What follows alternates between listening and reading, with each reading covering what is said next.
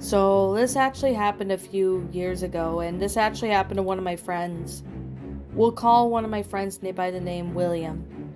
William was around 19 at the time, and he was in college, and he was a freshman year, so he was pretty much a smart student, always studied, and always was on top of his exams and tests and stuff. William was one of those kids that managed to do very well. However, it was one day when a roommate of his, by the name of Drake, invited him to this one house party. It appeared to be a house party that was being held by one of the college colleagues, and apparently it was some sort of house party for the end of the year. It was pretty much regarding the final house party of the summer. Now, this was around before college let out, at least a week before exams. So William decided to bit the bullet and decided to go ahead and join this house party, since he's been really interested in going to a house party, but couldn't go to one due to the fact that he had to pretty much study for tests and stuff. So the house party was about maybe a few years, well, not years, but like at least a few blocks down, so he was able to walk from there. He would drive, but he decided to walk down there as he didn't live too far. Of course, he was still cleaning up his dorm room, so he ended up walking down there. As he was walking down, he noticed that there was some suspicious looking vehicle. It looked to be like a van, slowly following him, very slowly.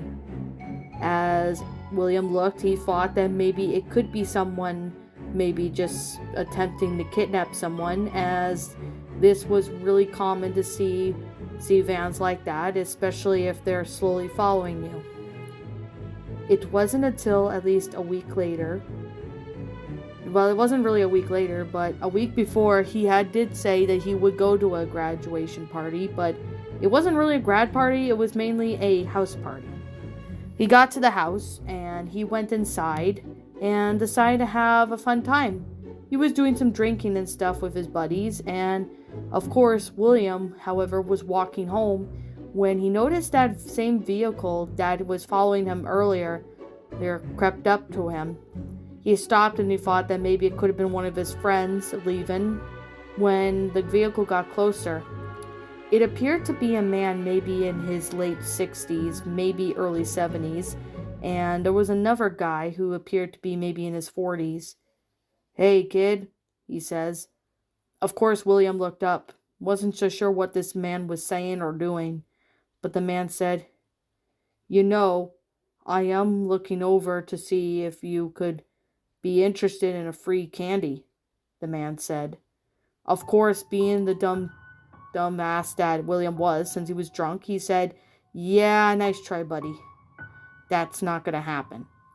He said that, and that was when the man kept trying to persuade him, but it wasn't until a next door neighbor who happened to be not far from the college comes out, and that's when this man and his buddy realized that they were pretty much screwed because of the fact that someone was watching them, so they got in the vehicle and ran off and drove off. William wasn't so sure about what these people were doing, but it turns out that this person might have been dangerous and maybe was trying to attempt to kidnap William. Now, William never went to house parties like that ever since, because he always feared of being snatched up in the middle of the night. Now at nighttime, he only goes with his friends as protection, just in case if someone were to try to hurt him. Every time he looks back at this, since this was about a few years ago, he may always reflect on how could the ending be if that his neighbor did not open the door and end up shouting at them.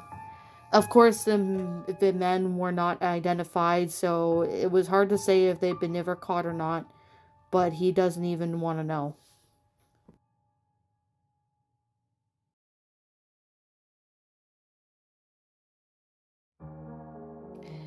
Now, one of my friends, which we'll call her by the name Krista, this happened to her back in 2017. This was around the summer of 2017, probably maybe around July. Krista was living with her boyfriend named Aaron, and Aaron was going to a house party that was next door.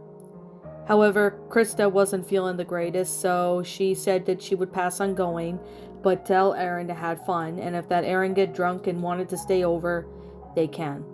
Now, the neighbors who lived next door happened to be very good friends of Krista and Aaron. In fact, they had been friends for at least 10 years, and never once they had any issues. Of course, this was a house party that Aaron was going to, so Aaron was having fun at the house party, drinking and etc. Krista was watching some TV in the bedroom, but however, she got tired very quickly. She got tired quickly and decided to go to bed for the night, and Aaron had texted her saying that she'd be back around sometime late at night, and that he had the keys to the house. Of course, Krista texted him saying that she was going to bed and that she would see him the next day. Krista ended up falling asleep, and she had the door open a little bit to her bedroom in case if she heard Aaron coming home. She made sure all the doors were locked and that, so she was putting on some TV. She was watching some sort of horror TV show when she suddenly ended up getting some sort of negative energy. She didn't even know what it was, but something in her mind was saying that something didn't seem right, and she ignored it, thinking maybe it could be her imagination or possibly her paranoia getting the best out of her. She ended up falling asleep at least of half an hour later, and she was asleep for a while. She woke up and it was around not around 4, but maybe it was around 1 a.m. and she could still hear the house party going on. But she looked to see that her bedroom door was almost wide open. She thought that maybe Aaron had came home, but she texted Aaron, and Aaron texted her back a few minutes later. He said he wasn't there, and what was she talking about? She ended up looking over to see that there was a man standing maybe about a few feet away from the door. He seemed to be having this big eyes, and he ended up giving what seemed to be a sadistic smile. That's when Krista immediately grabbed what seemed to be the headlamp and ended up chucking at the man, which of course knocked him out. Once he was knocked out, Krista ended up going to the cops and went to the house party next door and called the police. It turned out that that man had somehow got in with the key and broke into their house.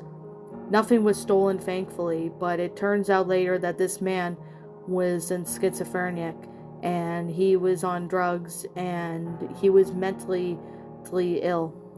Of course, he was taken back to the institution, but it was really unclear as to why he targeted Krista and Aaron's house. Krista sometimes wished that she went to that party with Aaron, so that way she would still be with him.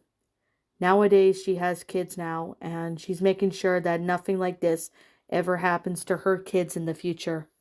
She still gets paranoia to this day, especially what happened at night, is why she checks every room before bed just to make sure that no one else was in the house, and looked at every corner.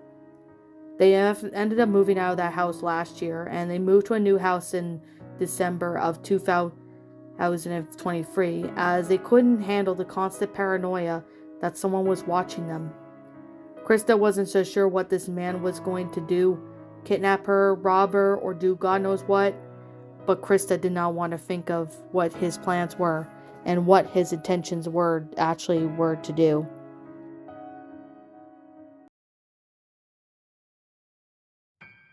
Now, about maybe 10 years ago, this actually happened to one of my friends. One of my friends was in high school at the time, and we will call him by the name of Jared. Jared used to go to house parties all the time when he was in high school, and of course, there was one that was being held at his place.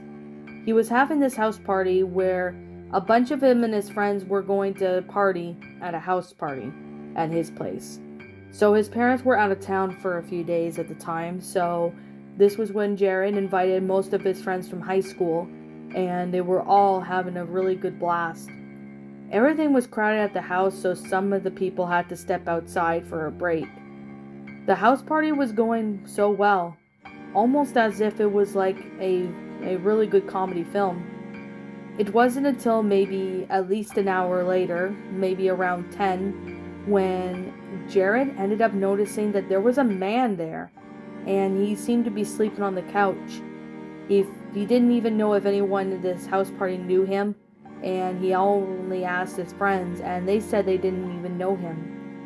This was when Jared made the horrible realization that this man was somewhat dangerous, as he ended up seeing that this man had a gun. He ended up going over to the police by calling them and ended up reporting the man. Police arrived, but the man was nowhere to be found. All they had found was his gun, and they ended up putting his gun in confiscated items to find out who he was. It turns out that this man had been in jail several times for assault and battery, to which it was why he had been in and out of jail several times. It's not clear if he had mental illness or not, but for whatever reason, he must have somehow snuck into the house with a crowd of the high school kids. Jared was surprised as to how he snuck in there, and he still to this day has no idea how this would be possible. But now when he comes to house parties, he always makes sure that no one else, other than people he invited, was welcome in the house. He gets paranoid thinking when he goes to a house party there'd be someone suspicious there, but he still doesn't even know what this man's intentions were.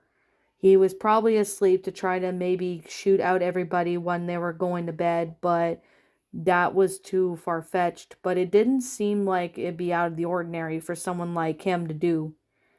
Jared still to this day is now careful when he hosts parties, just so then that way nothing like this ever happens. Nothing has happened since, and Jared is now more careful and wise as to who he invites to his house parties in the future.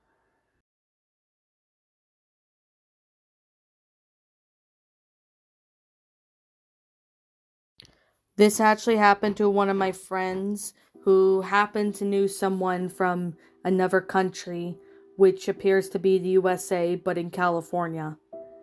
A friend of mine who told me about this story will call the protagonist of this story Kyle. Kyle was around maybe 16 at the time, and he was invited by one of his high school friends to a house party to which his parents were going to be away for a week, so his buddy decided to host a party. Now, the party was going really well with Kyle drinking and stuff, but it wasn't until maybe 2 hours later when Kyle was really wasted and drunk. That's when his friend decided to offer him to sleep up in his bedroom, to which he did no problem. However, as he was sleeping, he ended up waking up maybe about an hour and a half later to someone opening the door. He at first thought that maybe it was his friend, but it didn't look like his friend. It looked like this figure was about maybe 6 feet tall. The door was open a crack, so he wasn't so sure as to what this person was doing. This person appeared to be maybe an adult, but he didn't really seem to be doing much of anything. He was just looking at him and wasn't really too sure as to what was going on. He looked to be about a man that he never recognized before. And honestly, this is when he ended up getting a little freaked out as to what it was. He didn't even know if this was a real person or maybe someone he knew. But whatever this person was, walked over to the foot of his bed and was just staring at him. Kyle wanted to scream, but he couldn't move as he could still hear the party going down in the downstairs. However, he couldn't really do much of anything but stare. He couldn't really scream or anything, but he felt that something or someone was actually there. He closed his eyes for about a second and then opened them again, but the man was gone. He wasn't even there to begin with, it felt like. He ended up getting up and ended up looking around the room by using his phone as a flashlight. He ended up looking around to make sure that there was nobody actually in there, and it wasn't. Kyle ended up going up and hearing the music, but he ended up going downstairs to make sure it wasn't any of the guests there. Since it was around midnight, or maybe 1 in the morning, it seemed to be that the party was still going, but of course, it was starting to die down, meaning that people were going to go home and some were drunk. Kyle never told this experience to anybody, as he was afraid that maybe some people would think he's crazy, but I think what he experienced was pretty much sleep paralysis or something else. He doesn't even know if that person was even real, that maybe that might be a real person, or maybe it was paranormal. Kyle still doesn't even know to this day, and it still shakens him to think that he really suffered sleep paralysis that day. He never had any of those since, but he still gets chills whenever he thinks about it to this day.